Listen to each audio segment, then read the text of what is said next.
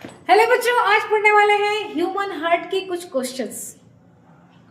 प्रश्न जानेंगे क्या क्या होते हैं, किस टाइप के प्रश्न पूछे जाते हैं किसी भी कंपटीशन के पेपर में या फिर कहीं पे भी कुछ क्वेश्चंस पूछे जाते हैं। वो क्वेश्चंस हैं क्या, चलिए देखते हैं। एक जो हृदय का अध्ययन होता है, हृदय का अध्ययन क्या कहलाता है, तो उसको कार्डियोलॉजी के नाम से जाना जाता है। क्या कहा जाता है? कार्डियोलॉजी कहा जाता है। और जो हृदय रोग के विशेषज्ञ होते हैं उनको कार्डियोलॉजिस्ट कहा जाता है। ठीक, इसका जो वजन होता है कितना होता है? 300 ग्राम होता है। लेकिन मेल की अगर बात करोगे तो मेल में 280 से 300 ग्राम तक लगभग होता है, जबकि फीमेल की अगर बात करोगे तो फीमेल में कितना होता है?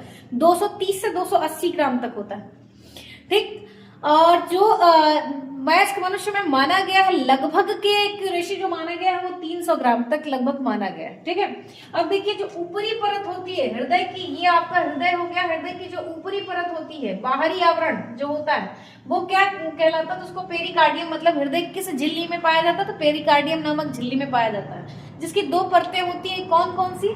एक होता है रेशेदार या फाइब्रस पेरिकार्डियम, दूसरा होता है सिरोस पेरिकार्डियम। ठीक है, जो फाइब्रस पेरिकार्डियम होता है ये केवल सिंगल बॉडी पाई जाती है, मतलब केवल एक लेयर इसकी पाई जाती है। जबकि सिरोस की अगर देखोगे तो सिरोस की दो लेयर्स पाई जाती है, एक इस फाइब्रस के नीचे होती है, ठीक इस टाइप से, और एक इस दोनों के बीच में गैप पाया जाता है, उसके बाद एक पाई जाती है। और इस गैप को क्या कहा जाता है? पेरिकार्डियल कैविटी कहा जाता है, जिस कैविटी में पेरिकार्डियल फ्लूइड भरा हुआ होता है, जो कि आघात लगने से इसको बचाता है।